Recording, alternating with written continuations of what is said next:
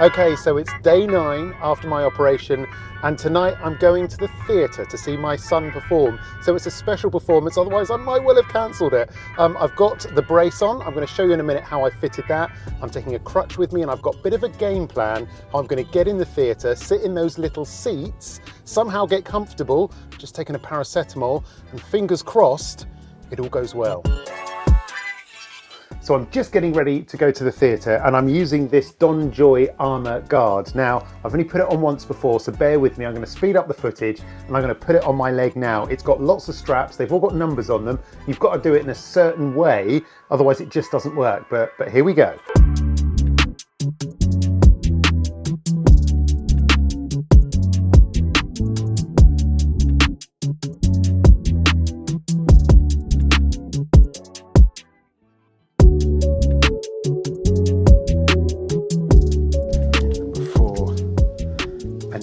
Onto me. You can see it's going to take me a few goes to get that absolutely right, but with a bit of fiddling it does work. And when it's on, the support is really good. It basically means you can't bend your knee too far back and you can't twist your knee left or right. So it will give me confidence. God forbid if I fell in that theatre, I'm not going to re-rupture that ACL, which is obviously fresh and has to be very carefully looked after. So that's how-ish you fit the knee brace.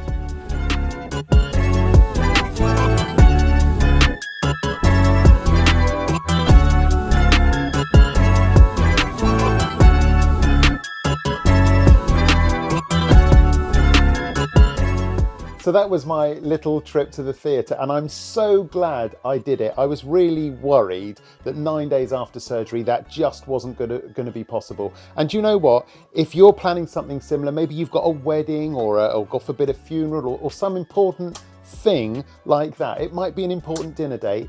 You can do it with a bit of planning. Now, I'm not going to lie to you. When I got home, I was so glad to get this thing back on my leg. Obviously, it's Groundhog Day. You've seen plenty of shots of this bed. I'm back in the spare room, recuperating. We're now on to day 10.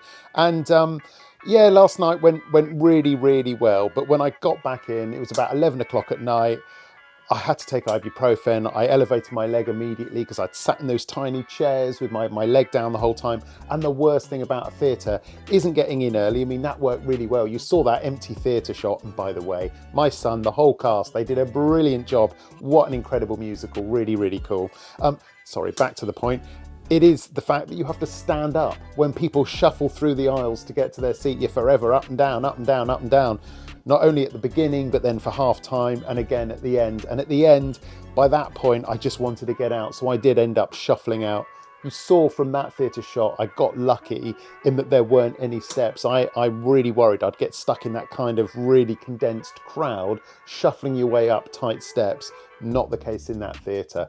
So yeah, they all did really, really well. And in other news, my bruising hasn't worsened anymore. I got some really, some great support from the hospital yesterday, and they really reassured me that everything I was going through was quite normal. And you guys are commenting, and that's really helpful as well. And I've found some comments also on some of the Facebook groups I'm using of people who've gone through exactly the same thing, hit that kind of day 9, day 10, and suddenly bruising's coming through. They're suddenly getting calf pain where literally the inflammation is draining into their calf tissue. Quite normal, but something to watch out for. I'm no medical expert. I think you've probably worked that out by now.